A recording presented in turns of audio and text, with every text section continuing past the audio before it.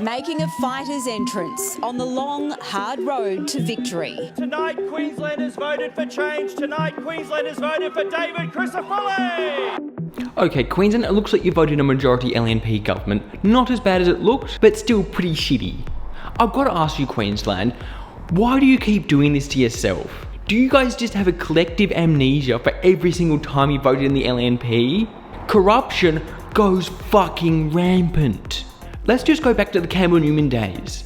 He sacked the Crime and Corruption Commission in Queensland, passed a bill that let him appoint people without bipartisan support across the entire government. So he was appointing people while he was being investigated for corruption.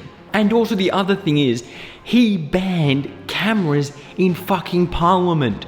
I cannot tell you the fucking severity of this. So basically, since Queensland does not have a Senate, there was no one fucking scrutinising the fucking government. Luckily they were booted out, but this story pales in comparison to the Sir Joh days, 20 years of national rule. The reason you have the LNP was because the LNP was so corrupt, I cannot even legally say that they were corrupt. But more on that later. Sir Joh, or Joh Bjelke-Petersen, grew up on a farm in regional Queensland. One of his major reasons for getting into politics was removing Labor's green tape.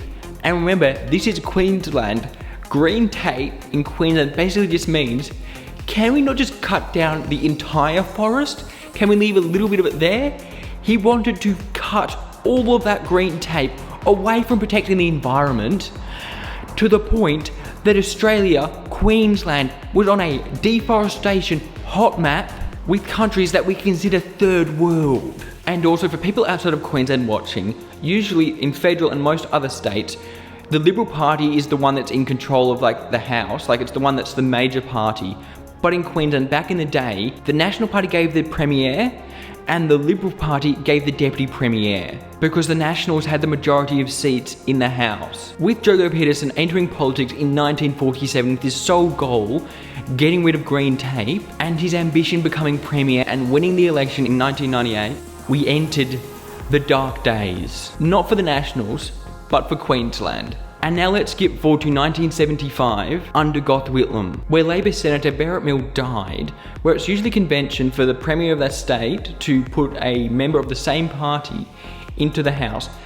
Joh Bjelke-Petersen chose to do a different thing, where it basically just put someone who's anti-Whitlam into that place, was because Gough Whitlam about a year ago passed the one vote, one electorate. This was because before that, basically a lot of the time, a lot of national seats were basically about 6,000, and for like city or like inner regions, it was around like 50, 60,000 per electorate. The Nationals weren't too happy about this because this gave them a distinct advantage in like actual parliament. So basically Joh Bjelke-Petersen was not happy with this, so he basically just implanted one of his own little studs that would just basically fuck up anything Gough Whitlam tried to do. But now we move on to like why this was important for Joh Bjelke-Petersen. Joh Bjelke-Petersen was so good at gerrymandering, he got his own name for his own gerrymandering. It's called Jokey-mandering. He was so good at it that national votes, the actual representation of the regions, was basically 3 times as much as the city.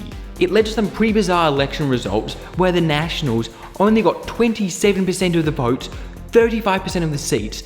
Labor got 41% of the vote and only got 25 seats. That is how bad it actually got. So basically, Labor had to walk around one of the most gerrymandered states in the country to get elected, and if that wasn't enough, they had another handicap. Do you know how Nixon was impeached for Watergate? The Liberal National Party had a 20-year-long Watergate, bugging the opposition.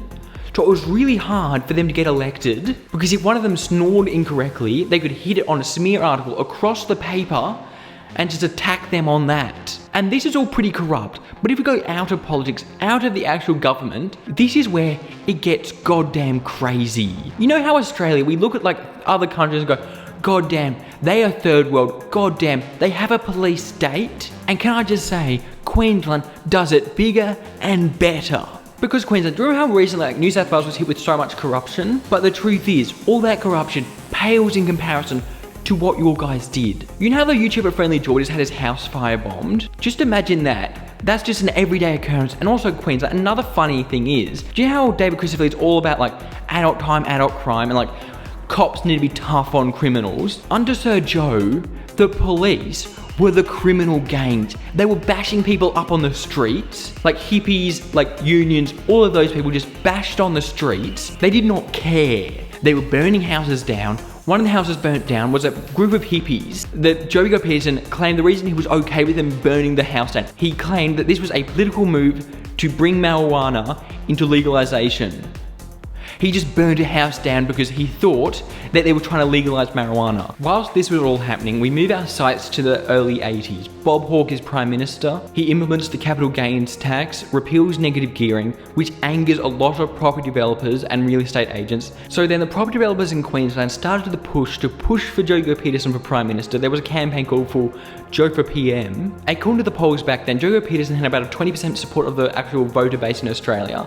He was expecting that to rise. He took a leave of absence from government. He then put in the Deputy Premier as Premier of Queensland, Bill Gunn.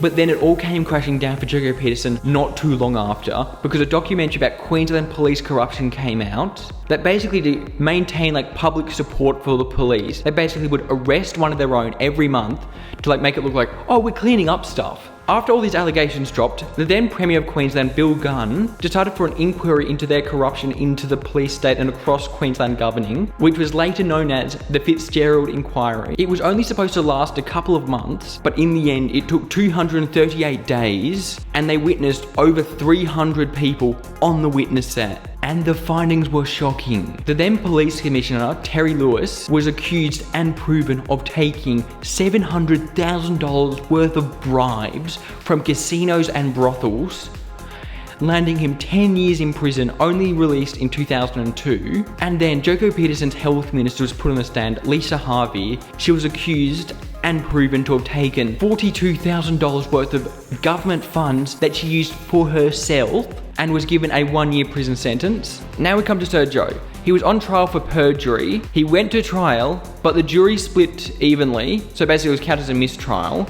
But it turned out later that the jury foreman was a young national. Come on, you have got to be kidding me. They tried to try him again, but it turned out he was too old to go back on trial, so technically, legally speaking, you cannot call Joh Bjelke-Petersen actually corrupt.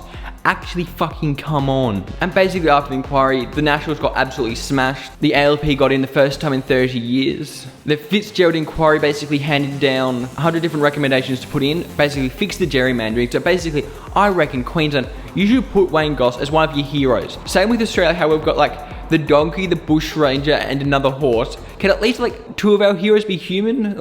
So Queensland, that is the party you just elected. You would have to be fucking kidding me. It's not like the LNP have actually cleaned up their act. You have Campbell Newman, massively corrupt, and you've also got David Christopher with massive amounts of like allegations when he was in office in Queensland, and even when he wasn't in office, back in Townsville, his trading company was trading fucking insolvent. Do you know what that means? He was trading without any money in the bank, basically trading with no prospect of actually paying that back. He was asking for loans with no money in the fucking bank. Come on. The other thing is, when he was in office in Townsville, he was trading land without it going to public fucking tender. Come on, Queensland. You voted that guy in. You guys are gonna have to deal with him for 4 fucking years. You guys are gonna be absolutely fucked.